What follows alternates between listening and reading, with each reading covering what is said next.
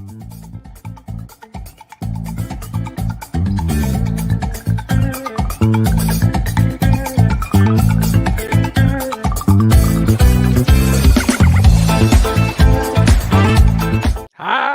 again, my friends, and you are my friends, and it's Monday. It's 8:30 on the dot. It's Talking Town Extra Time. I'm, of course, your host, the Gov. This is the platform for the fans of ITFC, the platform that gives you the power, the chance to have your say unfiltered, live in your own words. The voice of Ipswich Town fans, some would say. In fact, I do say that myself. I'm looking forward to hearing what you're going to say tonight. It's been a bit tumbleweed so far, quiet on the Western Front. We've got a couple of talking points for you, obviously, one of which a young player, a promising player once upon a time departing the football club. We'll have a few words on that. You're more than welcome to have your say on Armando Dobra being told he can leave the football club and, of course, on his way to Chesterfield, we believe, or anything else that grabs your attention. The chat is busy. Always like to see it. Nathan Sykes coming in with a little bit of words of wisdom, a little bit of an arm around the shoulder. I feel like the whole league has been quiet. Everyone's waiting for the Premiership and Championship transfers to trickle down. Oh, how times have changed. It used to be we're waiting for the Premier League transfers to trickle down. Now we're waiting for two leagues. Oh, how times have changed, my friends. If you've not yet seen yesterday's show, last night's 90-minute extravaganza of me just simply playing bouncer between two giggly, drunk schoolboys, it seemed, a lot of the time. But it was a good fun show. But as somebody said, they're just trying to be the Monday night club, aren't they? That's all they're trying to do. Let's see what we can deliver today. Mike D, lots of rumours today that Selena is perhaps a done deal. Selena, would you welcome him back in the blue and white? Is he a player you would pursue if you were Mark Ashton? Is it a player that we need? Let us know. Get in touch. Obviously, got the live chat or a live link. If you don't see the live link, just say link and it shall appear like magic. Right. Before we go any further, a huge thank you to our wonderful Talking Town fifth standers, the guys and girls on the screen who make all things possible, who certainly give me motivation to come on a Monday night with 4 or 5 topics that I'm going to stretch the fucking life out of. Let's be brutally fair. So thank you very much to all of you wonderful people. You can join this illustrious list. The list is so illustrious that it's don't know where I'm going with that. Just going to stop it there, to be fair, because I just don't know where I was going with it. I felt like a Sonny Aluko, just going into a dead end, trying to turn my way out of it, and just couldn't do it. Just could not do it. That should bring Colin Plum to the show at the very least. So let's see who else gets in touch after that one. But if you do want to join that illustrious list, please click the link. Starts them as little as £5 a month. The modern day magazine subscription. Keep your eyes peeled for a Talking Town magazine. You never know. Designer George Nunn. I wouldn't be surprised either way. Either way either. How are you, my friend? Hello, yeah, all right. Sorry, I was just taking that opportunity to pour myself a drink. I'm all right. How are you? My friend, you are like Stephen Thompson, because nowadays there is no time for intros to pour drinks or do anything. I came into the green room and you're already starting, and 5 topics to talk about. Well, hang on. I've got 1, 2, 3, 4, 5. I've got 6 now with Selena. Okay. I've missed. Yeah. We're stretching. Let's open the gates up, as my old captain on a Sunday morning used to say. Open the gates, close the gates while you stretch. That reminds me, actually, we've not got the overlay on.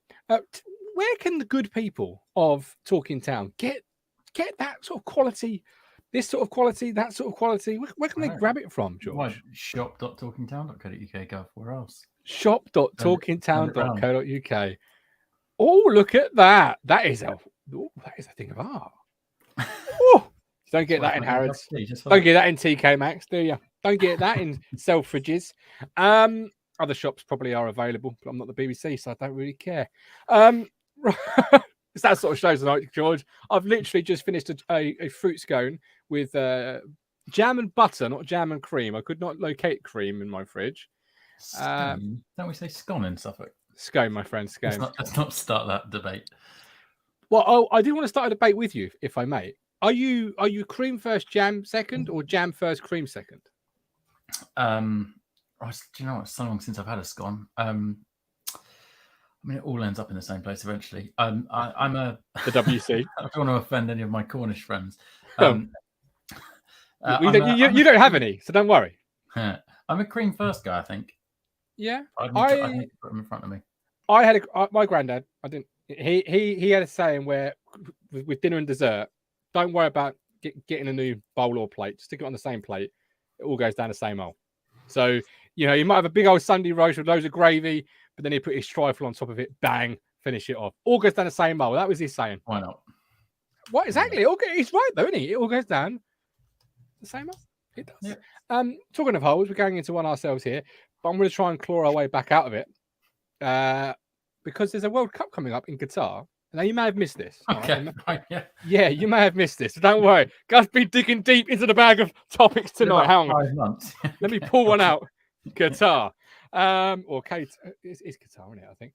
I'm about to say Qatar, but no, that's not how they pronounce Qatar. No, offside technology. Have you heard about this story?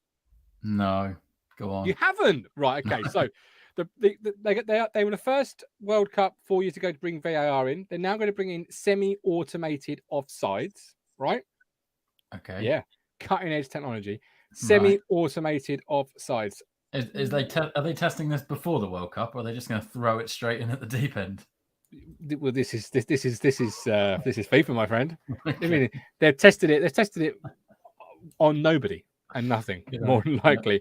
But yes, I've just seen it on the Sky Sports website. So, how do we feel about semi-automated? I know actually, I'm going to show you a video. Try and see how we can get it explained for you all at home. No, that's not the video. I haven't got the video. But semi-automated offsides. What do you think about that then? I've not had a chance to look, but it really depends how they're going to do it. Because you can't do it with a fixed point camera, so there must be dozens, if not hundreds, of cameras or a mobile camera moving down either byline, right? You can't do it with a fixed.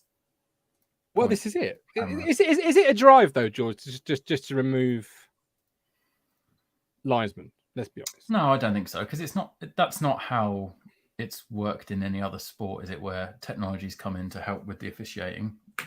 Can you hear that? No. Okay. That's not how it's worked in other sports, and particularly in something like cricket. There's now more umpires than there were previously, because there's an umpire who watches the video playback. But the problem with this technology being appropriated by other sports is that it doesn't necessarily work as well. Like Hawkeye works okay for tennis. It works particularly well for cricket, because as far as I know, it was developed with one or either or both of those in mind. But both of them suit a fixed point camera for these things. Yeah. Something like so offside, basically it's really sensors in the ball and things like that. It's going to work a bit like Hawkeye in the sense of it's going to slow the game up, isn't it? But with VAR does. Again, without a clear line of sight that is exactly 90 degrees across the pitch, in line with the last defender, I don't know how you can do that. But I'd be intrigued to see. Yeah. All right. Well, we're talking about offsides. There is a link with Ipswich Town here, because talking about a player that was often offside, Macaulay Bonne. Macaulay Bonne was in the press today. Nice segue, as you can see. Andrew then says jam, then cream. Lots of cream first, by the way. Apart from Uzul says jam first, and so is Nick Muller. I just eat the scone, to be fair. But Bonne in the paper. Unfinished business at Ipswich Town, says Macaulay Bonne. Mm-hmm. Do you think the business is finished, or would you welcome him back? Would you say, actually, as a third striker, a second striker? If we finished our business with him? Yes. I would welcome him back as a third striker 100%. I was chatting with a couple of friends today, and that was pretty much what I said. If Piggott goes, then he is, of course, I would welcome him in as an option. I don't think he's the striker that we are in need of or looking for necessarily, but I would absolutely welcome him back at Ipswich. But I would imagine that someone would need to go before he comes in. Yeah. And I'm not sure that this summer's the summer if QPR want money for him. It'd be Piggott, wouldn't it? That would need to go for Bonne to come back. Yeah. Because you got Jackson and Ladapo, who you know, at current as things stand, are 1 and 2. Bond is a third over Pigott, as the fisherman says. Yes, I can tend to agree with that. But you're right. He's under contract with QPR. They're going to want something for him, aren't they? I mean, something probably, but it is an investment that you want to make somewhere. Yeah, is it a wise investment? I don't think I would pay a big fee for him right now. Like I say, I think it wouldn't surprise me if we are still looking to pay a fee or get in the striker and a left wing back, the ones that we've always talked about. I think the business that we've done so far seems like good business, but I'm not sure that that's the final or number 1 pick in either of those positions type business. I think we're just filling a, we're improving our squad rather than improving our what we expect to be the starting 11. I may be way off the mark, but I think that's how I see it. That's what I'm expecting, and I don't think Macaulay Bonne is the first choice striker, unfortunately, because if he continued his form from the first, whatever it was, 12 or 14 games last season through the other 30 odd, then we'd probably be having a different conversation. But I like him a lot, and he's obviously got lots of passion for the team, and I think he's right. I would imagine that he does feel like he's got unfinished business with the club, and I'd like to see him back and given an opportunity to finish it. But I don't think we will be relying on him to score all of our goals next season. No. I just don't know if it's an investment I'd want to pursue. Like, what's his ceiling as a player? If he's coming back in as a third and I'm paying a fee, I only pay a fee for a third striker if I feel he has the potential to eventually become my first striker. Otherwise, you kind of just, like, if he's third striker in League One, you would beg to reason 4th or 5th striker in the Championship, because you're making a step up and he's not quite good enough for League One as it is in that scenario. Is that an investment? If it was stocks and shares, for example, I'd be saying, I wouldn't touch that with a barge pole. But we've seen him when he's on the crest of a wave, though, right? So we know that he's for sure. He has it in him. The only question from us, I guess, is whether he can do it across a season. There's no reason to think, based on that first period of last season, that he wouldn't be able to score a hatful of goals in League One. So I think that's why he is definitely someone that I would welcome in and around the squad for lots of reasons, not just footballing ones. Oh yeah, I've got on record in this show and said that if the deal was right, third striker, I think he'd fit in quite nicely. It's just that when there's an investment, when there's a fee, what is an appropriate fee for a player that you already see as we like you had the local tie, but you're not quite what we're looking for. Does he fit the athletic profile even? That McKenna is really searching for this summer. Yeah, I'm not sure that he does it purely based on how much McKenna chopped and changed the front 1 or 2 at the end of last season.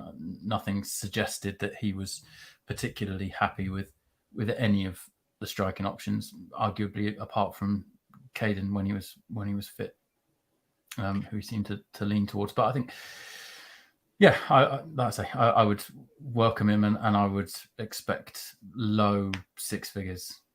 I don't think QPR would look to recoup much more than that. Has he got 1 year left on his contract? Is he 30-ish?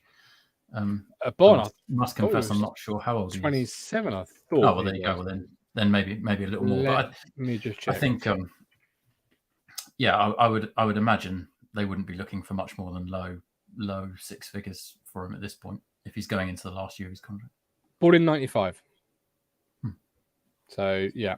So he's a great age. So yeah, I mean, he's certainly coming into what you'd traditionally call the peak of his power race. But is it a position we kind of now? I mean, people often say they want another striker, but I've just literally written down the options at the football club already. You've got Caden Jackson, Freddie Ladapo, Joe Pigott.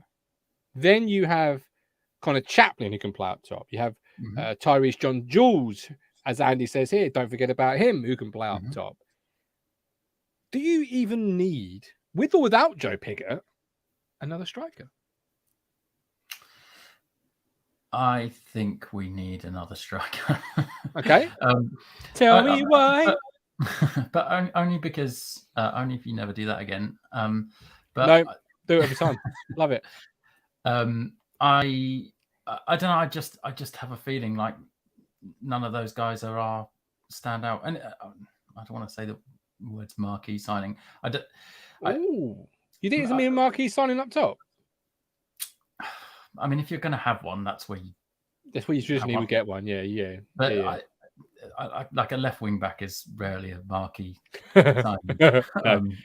This is Roberto Carlos. Like Wes Burns would be a marquee signing for someone now, but it's not like we were all jumping up and down last year when we signed him with excitement. So yeah, I think that's probably where, if we were going to go for one, I would expect it to be. But I don't know. Something says that none of those guys are. That we haven't quite got all of the striking options that we want. You look at it as a puzzle, and you think currently there's a little bit of that piece, be it the centre piece or be it just there's something missing from the puzzle that is our strikers.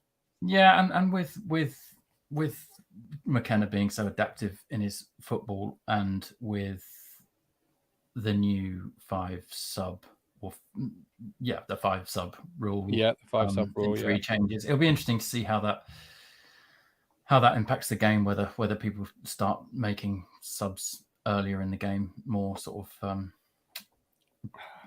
whether it changes the way that it's going to change ahead of it. And I think having more of those attacking options is probably. I wouldn't necessarily see teams packing the bench with extra defenders or goalkeepers. So I suspect some attacking threat to be. I don't think there's anything wrong with having 4 attacking options, especially when you can use them all as dynamically as McKenna seems to want to. A few comments. We'll come back to the subs in a second. I think that's quite a good point you've made there. Paul P. McKenna's had a long look at Bond, doesn't think he rates him. Nathan, as a backup, he would be a good option, but not for much money, and Pigs would have to go to make room. Only issue is Bond hasn't done it under McKenna, but it would be a different setup this season. Mike D believes, or he hopes rather, they don't use that new ball when Bond is playing. He was born offside. Norman Greenwood. Doesn't this depend on how many strikers we play? With 2 up front, sure, we need 4 strikers. Ashley, we need a different type of striker. The Dapo, Caden, and John Jules are all very similar. Yeah, I was just thinking that myself, Ash. Great point. Very, very similar in the sense that could be by design, or that could be by that puzzle missing that piece, George. I must say I didn't see enough of the Dapo at Needham, and I don't know enough about John Jules to comment on how similar they are in terms of playing style. But I think, it's a point. I mean, Piggott on the face of it is a very different type of striker. Probably just didn't quite measure up to what we were hoping for from him last year. So maybe someone more in that mould might be looked at. Milk Tray with his weekly car analogy. To get out of this league, we need a Porsche striker. We currently have BMWs. Good. But we won't win any races. Okay, subs. Mentioned the subs there. 5 subs. Something that's often been sort of floated about in the chat. Is it going to affect things as much? Or how is it going to play out? But from my perspective, I think a lot of teams will try and use it towards the end of the game. That's traditionally when subs are used. Obviously you might get an injury in the first 45. But if you look at the course of history of subs, I would average a strong bet, that most are used in the last 20, 25 minutes. So are you just going to get two players coming on at, say, the hour mark, 2 players coming on at 75 minutes with one, normally your goalkeeper, left as the in-case option? And if that's the case, are you really going to get, like, Kyle Edwards, for example? Is 15 minutes enough every week if he gets every week as that second wave of strikers I've just mapped out there? Is that enough for him to develop, or how do you see the substitution sort of playing out in terms of three stoppages only, which is balls in its own right? I mean, again, because of what I've said, but yeah, 3 stoppages, 5 subs. How do you? Yeah, I mean, I think we've talked about this a lot of work. Obviously, it's relevant to what we do, but it's really tricky to know whether it's going to come up, whether it's going to encourage teams to make earlier subs or not, whether anyone's actually going to try and make more tactical use of it, because theoretically, I guess it can be used to our advantage. to a team's advantage if you're clever with it. But like you say, you have to be mindful of the fact that you could end up with a crocked player. And do you make one change at half time, which potentially wastes one of your they don't count that opportunities. They don't count that. I don't think they don't count half-time substitutions as part of the 3. Really? Yeah, that's what I'm sure. I read that they don't count anything done at half-time as part of your 3 allotted substitution slots. I need to look at that. From a work perspective, as much as anything. Yeah, I'm sure I read that, but I might be wrong. After now. Okay. Yeah. Well, I mean, that makes it interesting too. But yeah, I think it could be quite interesting to see how it pans out. The 3 5 substitutions, or 3 pause events, I think they call it. And 5 substitutions roles. So yeah, who knows? To be honest with you. But to answer your question, 15 minutes a week is probably not enough for someone like Edwards to show his worth. But which is what I've want to improve. Yeah, said in regards to a loan spell for the player. That's why I would do it. But is it? Lots of people here, like Nathan Sykes, could be really good for teams like us with good quality depth. But could it? We're seeing the international level with mass changes. Are we going to see 2 teams make 2 same changes each? That's 4 new players onto the field, possibly more. And what you're actually going to find is teams are in a mad rush to almost kill a game off before 70, 75 minutes, because that's when suddenly you'll notice the game just dies on its arse, because there's been an influx of new players that have brought a different speed to the game. When you say it dies on its arse, what like? Well, watching international friendly, for example, you get a mass that you get a 4 or 5 changes, substitutions, and the pace of the game just disappears. Yeah, but that's because nobody gives a toss about that. That's not. I don't think that's. Is it, or is it because often as a player you struggle to pick up the speed of the game? That is a real thing.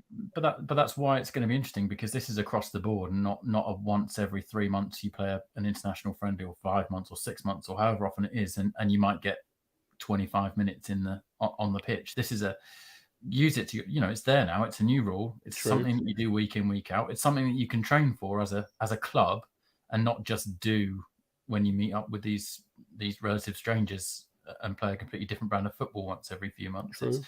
It's about, if you are smart about it, and maybe I'm overplaying it and it's not possible to do anything interesting with it, but it feels like if you are smart about it, you could potentially use it to your advantage, because you could just, you could train through the week that if this scenario is happening after 65 minutes, we're going to use one of our pause events and bring on 3 new players and completely change the way that we play.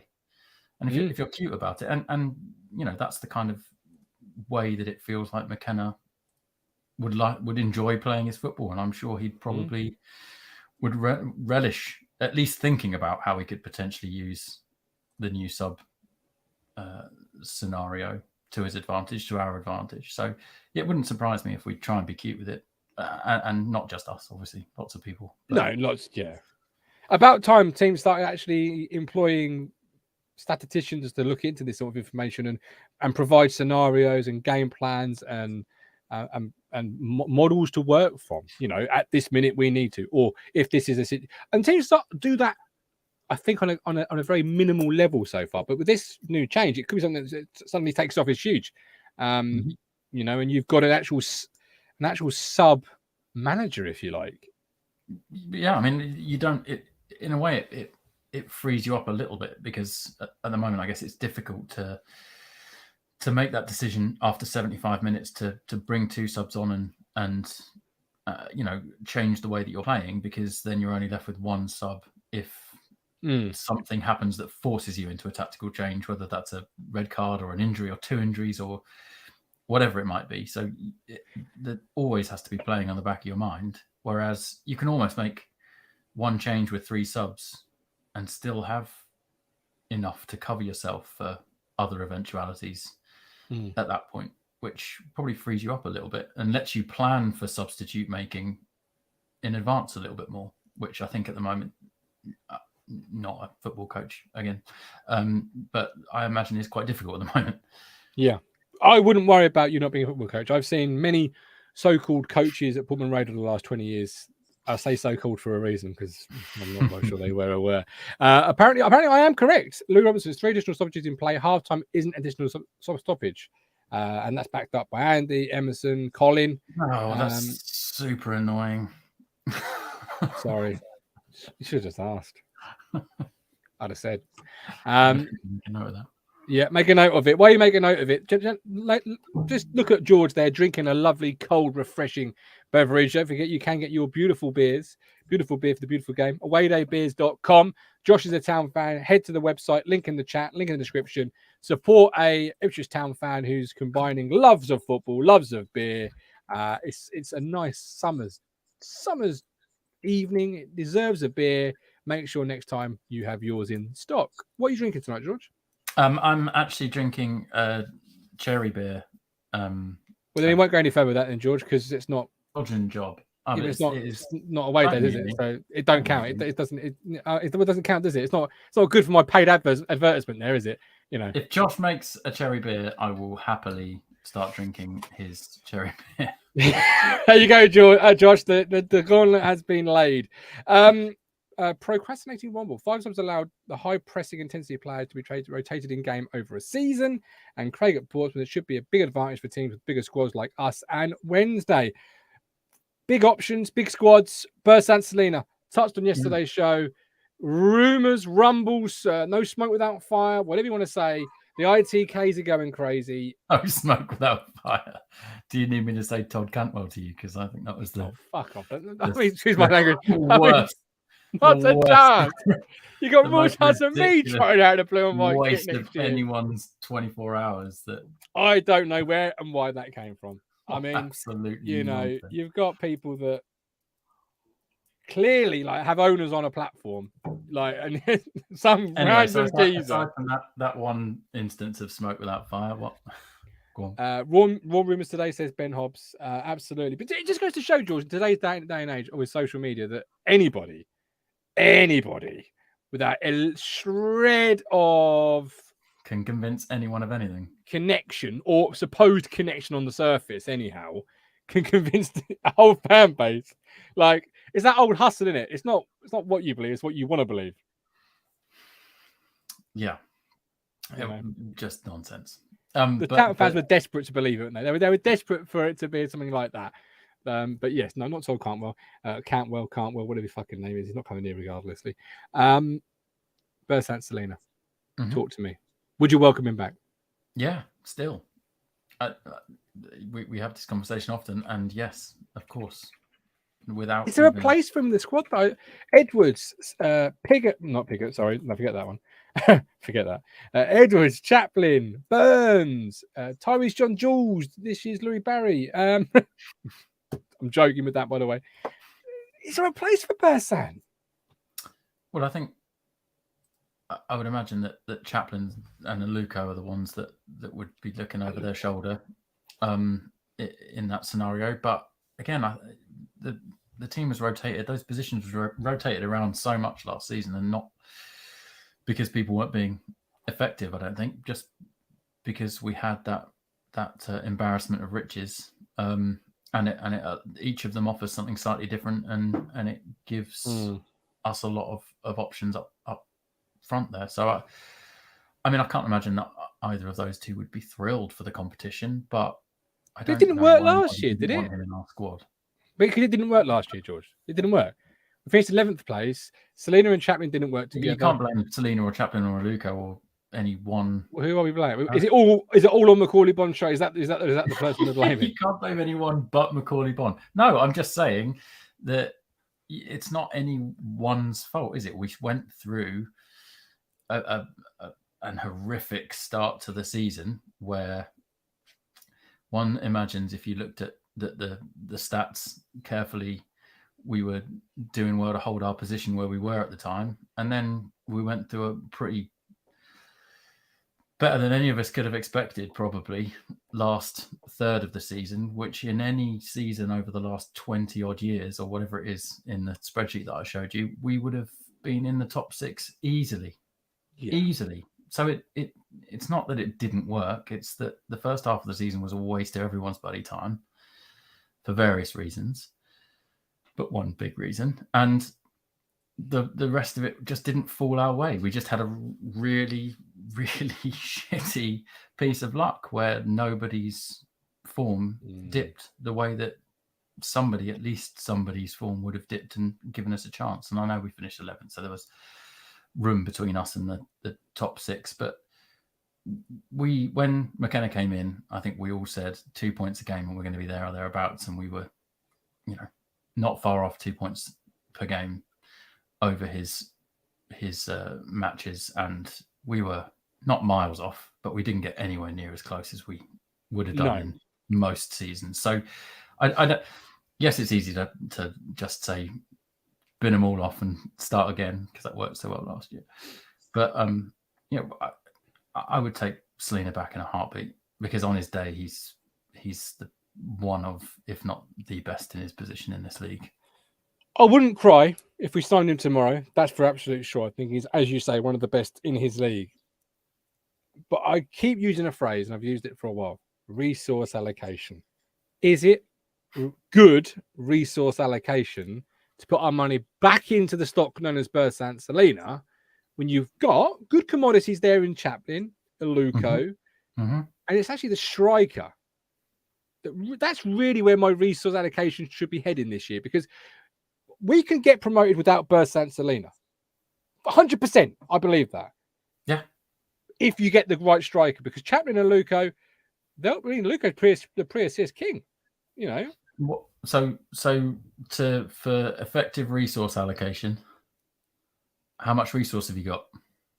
The Bersant Selena money, whatever we're going to end up paying. No, but hang on. But without knowing what the pot is. Well, let's say it's 20 grand a week. Let's say Bersant's on 20 or time or whatever it is, without knowing what the pile is that you're chipping out of. Oh, hello. If we've got 10 million quid to spend and we spend 1 million of it on Bersant Selena, I think that's a bargain. I'm not saying that we've got 10 million quid to spend or that we would spend 1 million of it. I'm just saying, as an example, if we've got 10 million quid to spend and we spend 9 million of it on Selena, then no, of course not. But we can't make that judgment without knowing what the pot is and how much we're spending on. So we have to guess. I can't tell you if it'd be a waste of resource without knowing what the resource is that we're going to spend. So we have to guess as fans. Yeah. You are furthering your number 10 room when you've already got 2 number 10s that are good enough at this level. But like a good but. Sonny Aluko is not the future of Ipswich Town Football Club. I love. That's a good but. That's a good but. That's a good one. Because we're arguing different things for the same point. You have an issue with Sonny Aluko, which I really don't. But he's you know what I do. Assists and goals, George. Assists and goals, pal. He scored a blinder the other day, but he's in a friendly. It doesn't count. Against an Arsenal team who were beating us 5-0 at the time. I'll tell you what, when he's missing shots against Oxford, I will come back to this and I will say, don't worry, Sonny. Fine. It was good in July. But I like Sonny Aluko, just to be clear. When I say he's not the future of Ipswich Town, what I mean is he's got a season, 2 seasons at the level that we want to be at in him at best. Whereas Selena, on a permanent deal, has way more than that. Oh, and Selena and Chaplin as your number 10 options at football club is pretty special. It is at this level, and arguably at the level up from this one. Yeah, and it does feel like arguing for argument's sake, because Selena coming in, nobody would cry, nobody would be upset. My resource allocation will be in the bin where it deserves to be. But as we're talking about it here and now, not yet happened. Jackson and Ladapo, I like Ladapo. I think he could be a really good player next year. But I would be more comfortable if we're going to go with a striker to bring somebody else in. Sonny Aluko isn't an every week starting player, though. He's starting 30, 40 games a season, says Ash. And I just feel Aluko or Selena would have been me at the in the summer if I was the brain trust of Ashton and Co. It would have been a case of, okay, here's my board. Aluko or Selena. Well, we can get Aluko now, blah, blah, blah. And we activated that clause to have both and Chaplin. I don't know. It just feels like we're muddying waters a little bit again, and you can never have too many good players, but you can only play 11. But we've talked about this before. The The squad, yeah. I know you're going to say the squad depth. is not good enough to win this league. Get that board updated. James Reed, he's come home. James, thank you very much. We appreciate you, brother. Welcome back. We'll bring in Lee. Not seen him in a while. Look at him. All right, guys. You all right? Very well, thank you. Hi, George. How are you? I'm good. Good. Living the dream. Good man. Good man. Well, living the dream. We've not spoke to you in a while, so we could cover any number of topics from the summer. But talk to us. You've clicked the link. You got something you want to say? Get it off your chest. Yeah, just come on to say hello, really, and good man. We love talk about a few things. Haven't had, as I say, been on. I think the Selena debate. Anybody that doesn't want Selena needs the head testing. We've got to have him, haven't we? If we can afford him. Again, he needs to be. He needs to be at the club. But where would you find a better player than him that we could get? Who wants to come? I mean, we talk about Scott Twine. He was always going to go to the Championship in the end. But if we were in the Championship, they would be the players that would come to our club, without doubt. I think if we'd have got promoted, last say we'd have gone up, we would have been in for Scott Twine. But we're not, because we're in League One. We're in League One, but Burson Selena wants to still come and play for Ipswich in League One. So it's a no-brainer. It's an absolute no-brainer for him to join. And, and you were mentioning about having 3 number 10s. We had 3 number 10s last year. So I don't see why that would be any different this year, not to have them. And we need the squad. Yes, we can only play 11, but you need 22 players, 24 players. And McKenna seems to rotate his forward line, so it's not like somebody's going to sit out in the cold. I would think there would be some rotation. But it's quite interesting. I wonder, talking about 2 strikers, 3 strikers, what we need. I wonder if there'll be a change in formation next year as well. I wonder if times we'll play like Man U did, 4-3-3. And I wonder if we'll play 3 midfielders. You could see Ball, Morsey, Evans, or Ball, Morsey, and say Chaplin or Selena behind. That sort of thing. And maybe, you'll have Edwards on the left, Burns on the right, and Ladapo up front. Something like that. So easily change. Absolutely. Easily change. I have dried off. Did you notice how deadpan George's face was there when you mentioned Lee Evans? Like, we know George is not a huge. I don't flip the desk every time I hear his name. Lee Evans. I didn't tell you he was starting. I expected some sort of flicker on the face, but there was absolutely nothing. Do you think, Lee? You mentioned the rotation. Do you anticipate that carrying on next year, or do you think actually it was just McKenna trying to find a hot hand? And if this year, for example, you have a player start the way Macaulay Bond did, the rotation goes out of the window. Could you go with the hot hand, or do you expect that to carry on next year? I don't think there's no hot hand. I think he tried to pick the players, and I think that was quite obvious, in the end, that he picked players to suit a certain game. And we played a certain way in the certain games. And I think he'll do that again. But he needs a different type of squad for that. I mean, the lad that's coming from Arsenal looks like a wide player of a 3, like a front 3 striker, doesn't he? He doesn't look like he'll play up the top in a 2. I don't think we'll play 2 under McKenna very often. I know we did a bit last year, but he'll have that personnel now to do that, maybe. But I can, you've got Edwards to come back. He's a new player, isn't he? We missed him second half of the season, I think. I know he didn't get a lot of assists and things, but he drove, he got behind teams. He made teams double him up. And, when you've got players like that, you don't know what they're going to do. You're always cautious. So you sit back, create more space behind the strikers. So I think there's a role for them all.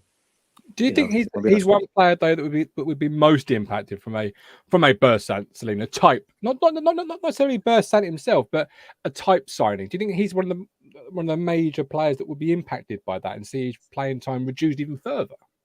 Which who? Edwards. I suppose so. But if it's not Selena, it'll be somebody else. So it's in the numbers game. So it's irrelevant if it's Selena, in my opinion, because if Selena doesn't join, they'll find another number 10. They'll find somebody else to come in that role. So I think numbers wise, I think the lad coming in from Arsenal would probably looks a similar type of player to Edwards in terms of he'd play wide in a front 3. I know he's sort of a striker, but he looks like he drifts I don't think he'd be a number 9. He's not going to. I don't think he'd play down the middle. I think he'd play left or right, and the same as that. Then you've got Edwards to do that as well, and Selena maybe. But you've got that. You've got to have the numbers. You've got to have the numbers of players. I mean, don't forget we were without Fridge, Edwards, and dare I say, George Evans for the large part of the season, and I think we missed Evans so much so just because of the numbers as much as anything else, because I think he's better than Battinson, and we had Battinson to come in, and Evans is I think Evans is better than Battinson. I know what George would think of that one, but so it is a numbers game, and you've got to have 2 people for every position. We've got Ball. I mean, what out of the 3 midfielders we've got at the moment, who's going to miss out if we're only going to play 2? But I don't see it as missing out. I just see it as a bit of rotation, because you can't just say, "Oh, I've got 15 good players," or you've got to have 2 people, at least 2 people for every position, and so let the strong, let the squad go. I think we're too heavy at the back, but we discussed that before, haven't we? We are a little bit, yeah. Although Fridge is back on the grass, it looks like at Loughborough. Started their pre-season week there today. George, I got a little bit of stick for saying Edwards should go out on loan. If you were to sign a left-sided player like a Selena or whoever, would you then trigger that loan? Would you say, right, get Edwards out on loan, get him playing, get him game time, because we've got Tyrese John-Jules. We don't want him to be this year's Louis Barry, so he's going to have to feature as well as Selena, Chaplin, etc. Or would you say, actually, you know what, you're just going to stick around and work hard and see what comes your way? I think it depends what the plan is for Edwards in McKenna's brain, really, because I know he played a little bit on right wing back, didn't he, against Needham. He did. I was disappointed not to see him on the other side, actually, because we know that Burns is going to be first choice there, and he's been talked about as an option in that left-hand side, so I wouldn't have minded seeing him there, and I'm sure we will during pre-season. As things stand, I wouldn't let him go out purely because we're still short on the left wing back, and I think Edwards and Kane Vincent-Young could probably both cover either side, and both cover slightly further forward if we go to a different formation. I don't think Edwards keeps or Selena keeps Edwards out of the team purely because I think Selena's better through the middle and Edwards is better on the flank. But whether that's further forward or as a wing back, but depending on who comes in over the next few weeks, we may see him go out on loan. I wouldn't rule it out, but I wouldn't want him to leave permanently at the moment. I think he's a good option for the future. I like what I've seen of him so far. Absolutely not. Yeah, I agree. Not leaving permanently. Some great comments coming in. We'd love to see the live chat with some great comments. James Reed, we had number 3 number 10s last year, and where did we finish? 11th. So that worked well. Josh asked, reckon Pig will be off? Would you reckon he'll stay? Lee, Pig off or stay? What do you think? I don't know. It depends what McKenna thinks of him. I think Pig may be the sort of person who might go knock on the door and say, look, if I'm not really in your plans, if I'm 3rd choice, 4th choice, then, I want to go play football. I think it comes down to what Pigott wants in the end. If McKenna likes him and wants him to stay around, then he'll say that to him. But he might say, look, I can't guarantee you even a place on the bench every week. Pigott might weigh up his options and get a loan out elsewhere. I think he's different to what we have, but I'm not sure how he fits into the system that we're going to play.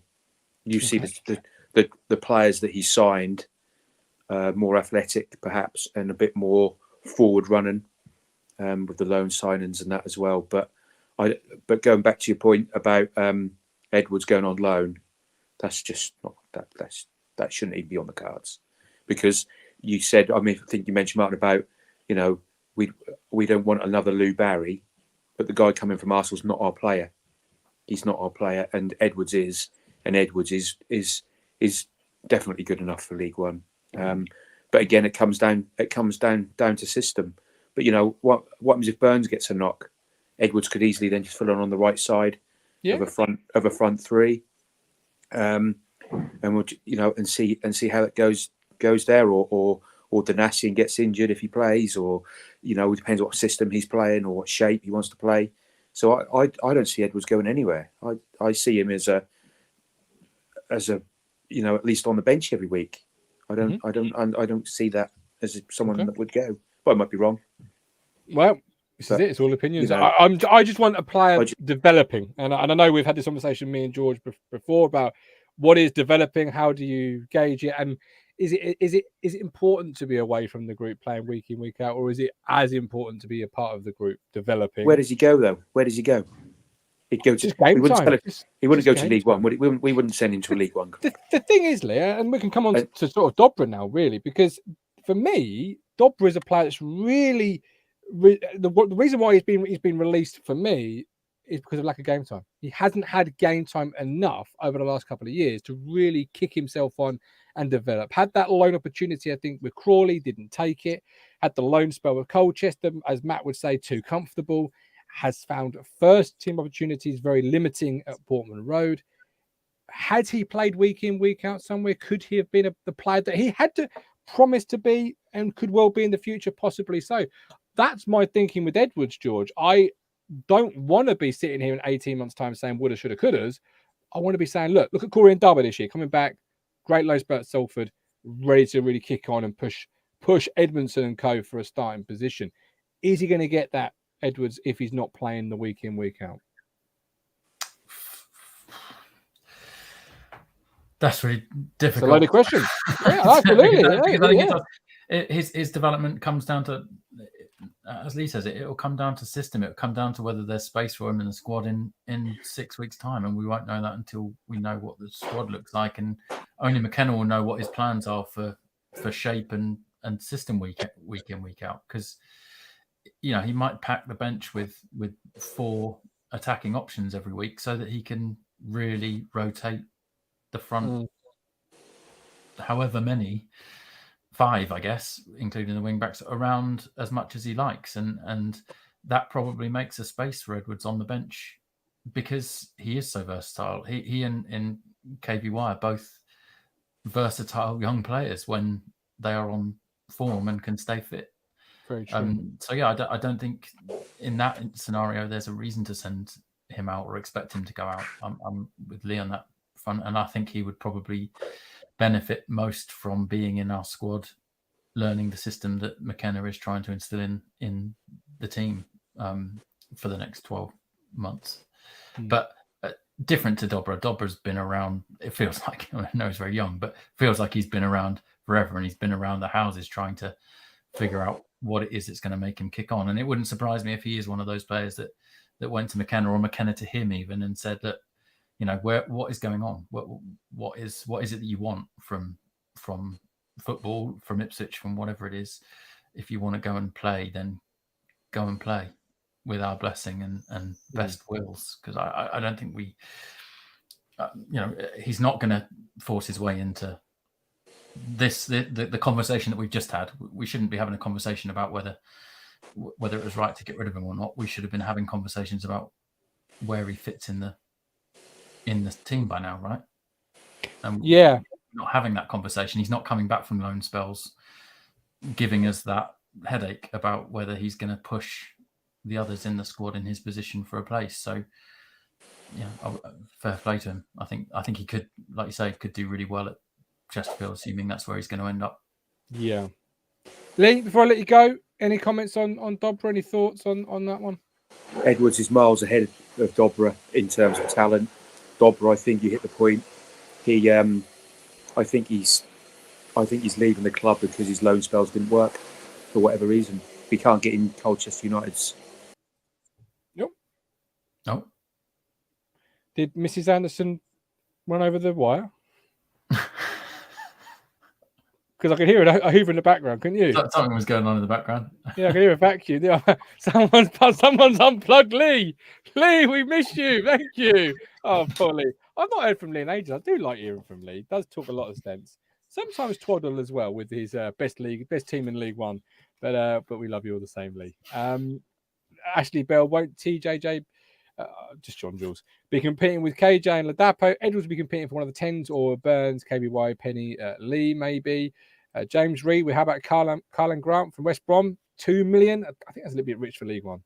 Any type of fee like that, George. That's, who knows? But Mike D, will he need his armbands in National League of? Well, absolutely he will. I often said he wasn't ready. He needs to go and play games of football. He needs to play agreed. regularly. And I was going to ask, but I said, I'll go ahead and ask Jordan. Jordan, welcome in, my friend. Armando Dobra, a player that we had a bid in from Brighton a couple of seasons ago, now gone on a free. What are your thoughts on that one? I hate to see youngsters go for free. That's something I really, really don't like to see. But at the end of the day, what was going to happen? He was going to get another loan out, and we can't hold back players for just for financial reasons. We can't stop their career, should we say. So yeah, I wish him all the best at the end of the day. You look at the players that we've gone and sold back in the days, and we've got pennants for them, and then they've gone on to mates and things. So do you know what, at the end of the day, fair play to him. Let him go. Let him get the games that he needs. He wasn't going to make it in this squad as a winger, was he? So yeah, let him go. I mean, I'm just more excited about what our future holds. I mean, Macaulay Bonne. To be fair, I love passion like that. I really do. I do, but he's not the player for. He's not the striker we need, is he?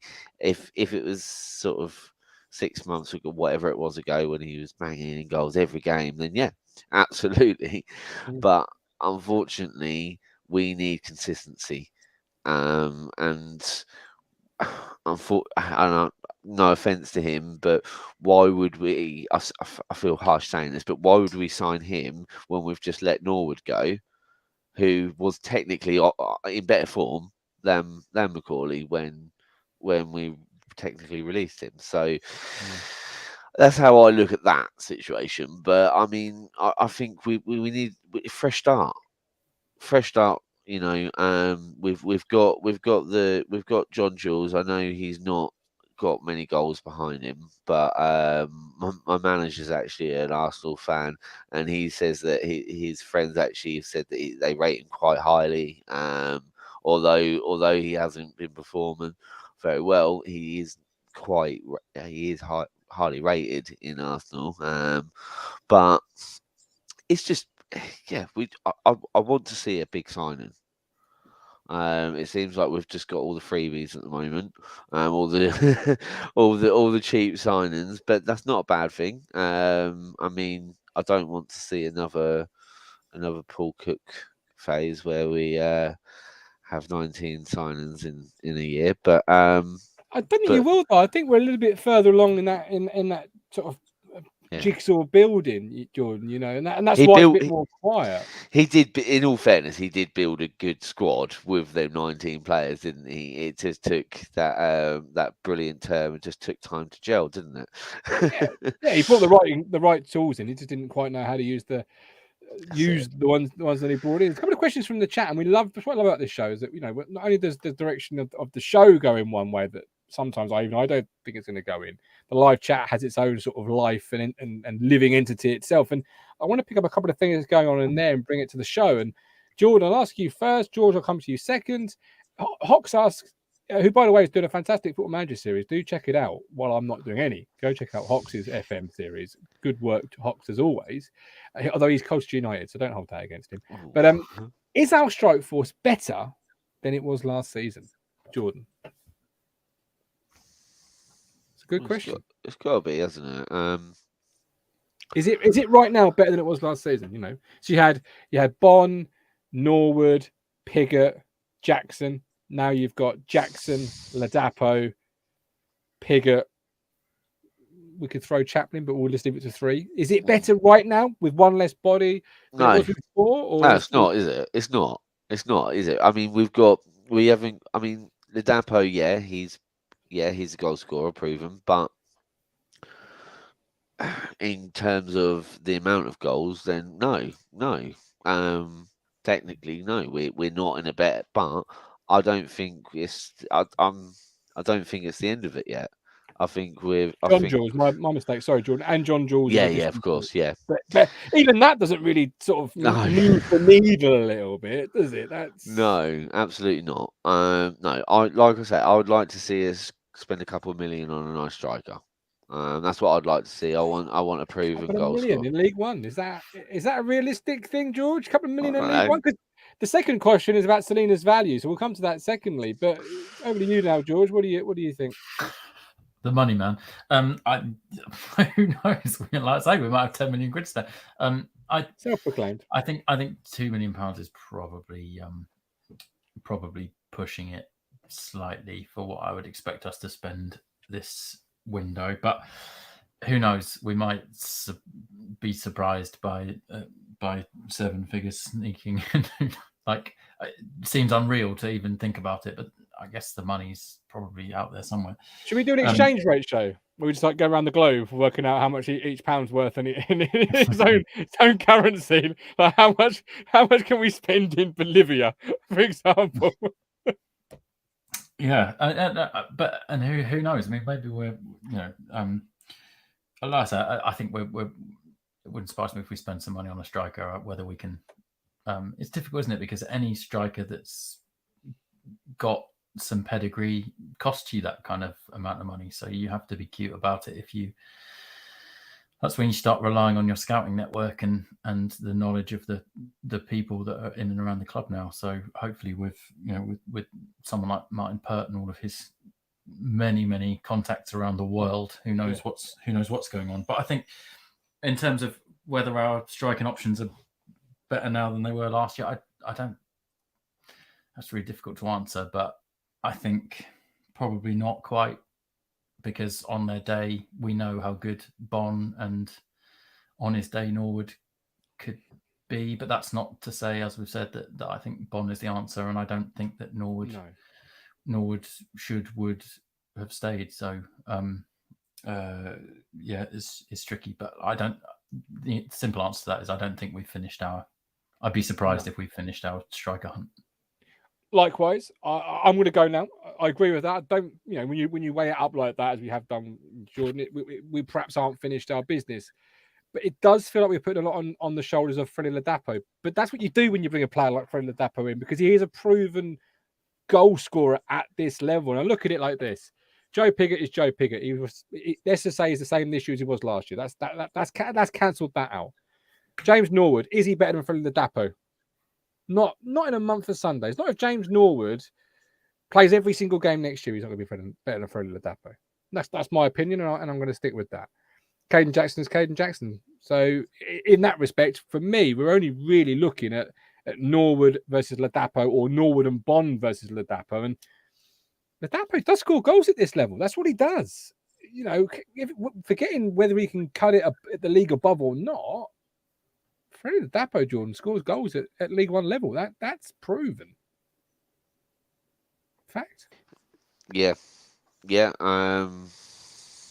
No Drennan, Graham Tate. No Drennan. No one wants to see Aaron Drennan in a blue and white shirt ever again. This is some sort of testimonial match. No. But no, honestly, I think we are better. And I think we're still not finished. And I think that's the beauty of what they've done with the strikers. I really do. But I'm in the minority, it seems. No, I'm really excited. Don't get me wrong.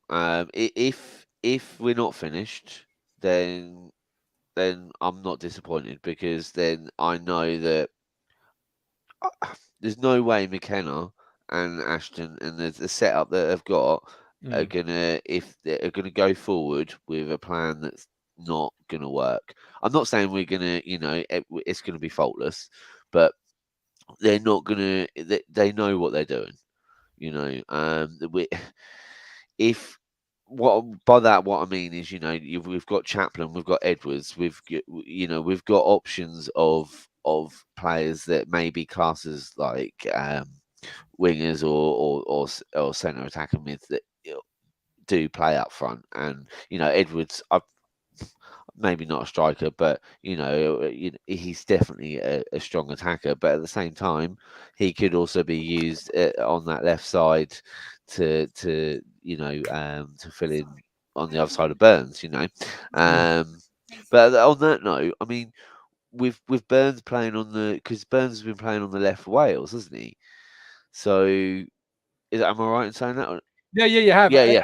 But I think the world manager there was trying to see what he had squad wise. Like I think he played the left winger on the right and the right winger on the left, and he was just. I think he was primarily just sort of stress testing. Stress testing. I guess trying to see. Look, if worst case scenario, if someone goes down, who can adequately play a couple of, and we know at squad level, don't we? That someone like Camus St. Young, for example, you love him in your squad because he can play on multiple positions. So I think that's why Rob Page at Wales sort of played Burns there. I'm not Rob Page. I don't know. I can't speak for him, but that's what I think. But were you going to? Where were you going with that? Out of interest, where were you going to go with Wes Burns at left field? Where were you? I don't know. Maybe if we're struggling to find someone to replace him on the left, not replace him. Sorry, to find someone like him on the left. But if he can play on the left, why? If it's easy to find a replacement on the right, why not move him over to the left? I don't know. I'm just brainstorming. Absolutely. Can someone check on Andy Barrell? I think Andy's sort of face planted the keyboard. I'm worried about him. Someone check on Andy, please. Andy, talk to us if you're there, brother. I'll talk to us if you're there. Right, we're at the hour mark. Anything else? It's the 4th of July, so I suppose we shouldn't leave without first of all saying, to our American friends. George, do you want to take this bit from me? No. Fucking David. Happy 4th of July to our American. I don't wish the Americans happy 4th of July. That's clearly you don't. Clearly you don't. Right. No, I'm joking. It's always. I was saying to one of my American friends earlier, it always feels a bit weird saying Happy 4th of July to an American as an Englishman, but Happy 4th of July. Thanks for overthrowing us. And it isn't the state of both of our societies make it all worthwhile right now. Absolutely, yeah. Like a couple of weeks after we had the Jubilees, like, hey, gay monarchy, and then Happy 4th of July. It's like, doesn't quite work, does it? No. Who's your favourite American player? When you think of an American player, have you got a favourite? George? I found you warned me that this was coming. Alexi Lalas. I think Have you not readied a picture of Alexi Lalas? Did you not? Everybody Google Alexi Lalas right now. So I mean, for somebody my age, he was kind of, his World Cup was the 94 World Cup that was in America, and he was this incredible just character who was in a rock band and I think he went to Italy shortly after the 94 World Cup, and might have even been before. But has this amazing ginger hair and massive ginger beard. And I think he was just sort of, I don't know, he's one of those players that just became everyone's favourite player of that tournament, I think. Freddie Adu. That's for me. Freddie Adu. Mine's Brad Friedel. Or Casey Keller. Just two good goalkeepers. But would you be surprised, Jordan, to find out that we've only ever had 4 American players at Town? Yeah, I mean, you don't really hear of that many American players, full stop, do you?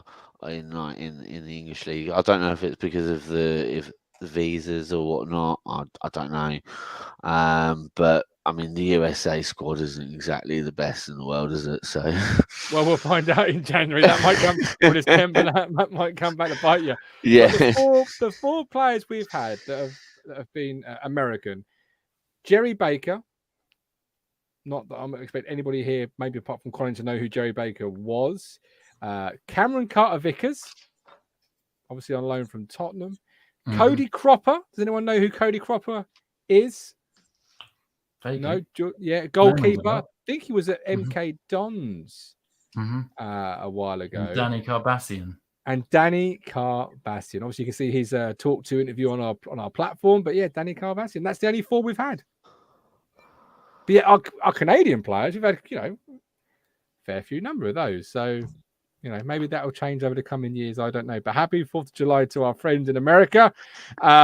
Did you see the pictures they put up of the ownership group, George, today? Yeah, I bet they love that. Let's talk about Mark Steed for a minute. Like, He's rocking into WrestleMania next week, is he not? That is like an epic picture they put up. I on that can one. imagine he loved that. I bet he Waking bloody up to did. that this morning. There you go, Jordan. We appreciate you. Thank you. I just wanted to quickly say you was mentioning USA players. I had to Google because I couldn't remember who he was because it was so long ago. But an Everton player, Landon Donovan. He was left back, wasn't he? Or right back? I'm not too sure now. But I used to always sign him on FIFA. But just a throwback. Always a good gauge. Always a good gauge of how well you like a player. Do you sign them? Like when when we sign the players for Ipswich, that's the first thing you do, isn't it? Look them up on FIFA. it should be. I mean, I could do a whole show on FIFA. Sort of hidden cult heroes like Guy Demel, loved him when I was playing FIFA. Stelios Jankopoulos at Bolton, absolutely adored him when I was playing. I could do a whole show on that, Jordan. Oh, well, come on, let's set up another channel. Really good, Jordan. Have a great night. Keep your eyes peeled for that much. show. Look after yourself. Love hearing from him. Colin said Mark Steve was a different class of person. Obviously, when they met at the Needham Market game, saw a win. So that's all good. Do you want to make any comment there? No? All of those things were true. I witnessed Colin meeting Mark Steed at the Needham game, and we did witness a win. We did. We certainly did. Anything else before we depart, my friend? Say again, buddy. Anything else before we depart? No, I don't think so. No, I can't remember what else was on your talking points of 6. Did we get through them? They're bloody blown them up. But see, what I love about this show, you think, oh, you know what, it might be a half an hour show. Should we do it? Yeah, go on in. We've got a few talking points. And then the town fans are like, no, get out of the way. I want to talk about cashless payments. So that hasn't come up, but that was on the list, cashless payments. How do you feel about that before we go? Cashless in the stadium next year? Thrilled about it. I don't remember the last time I had. Honestly, I don't remember the last time I had cash on my person. So it suits me as an individual, and I daren't go much further into it than that. Yeah, no, absolutely. I don't want to be cancelled. I thought it. We've already lost Mike this week. I don't want to be the next one. I thought it was already cashless. I'm just going to say that. I thought last year was. I'm a cashless individual. Let's put it that way. It suits me as a cashless person. I'm just what they call poor. Let's both look for money in our accounts. We can both laugh at the same time. But no, I had some money in my wallet last year on a number of occasions. I didn't even try and use it because I thought it was a cashless stadium already.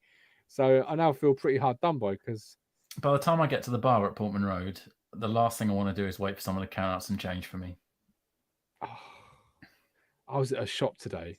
Now you mention it, where the bloke in front bought 4 bags of dog food, birdseed, whatever it was, and he in 50s, 20s, 10s, and 5s. So we're talking £20 a bag. I'm thinking, how far? Oh, what? No, etiquette, George, etiquette. Take that shit to the bank, pay with your card. That's what I would say. But of course I didn't. I said, no problem. I'm too nice, mate.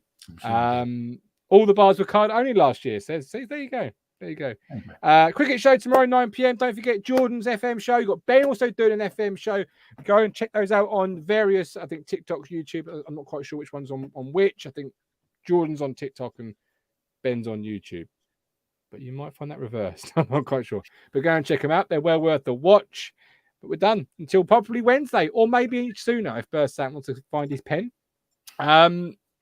Or whoever, or Mark Ashton. Maybe it's Ashton can't find a pen, George. That's why it's a big hold up.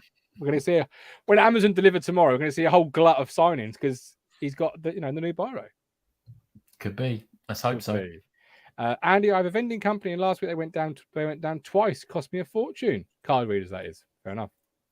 There we go. Right, we're done. See you Wednesday. Don't forget to subscribe. 4,000. The march is on. We are closing in, but so is the 30th of July. Don't let Cruncher get away with it.